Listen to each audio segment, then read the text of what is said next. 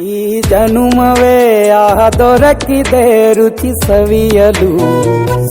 ಆಹಾ ಆಹಾ, ಈ ಜಗವಿದೆ ನವರಸಗಳ ಉಣಬಡಿಸಲು. ಬಿಸಿ ಬಿಸಿ ಇದೆ, ಬಿಸಿ ಬಿಸಿ ಇದೆ ನಳಪಾಕ ದಿನ ದಿನ ನೂತನ. ಈ ಬಿಸಿಯುವಾರುವ ಮೊದಲೇ ಎಲ್ಲರ ಜೊತೆಯ ಮೆಲ್ಲುವ ಕಲೆಯ ಜೀವನ ಜನುಮವೇ. ಈ ಜನುಮವೇ ದೊರಕಿದೆ ರುಚಿ ಸವಿಯಲು.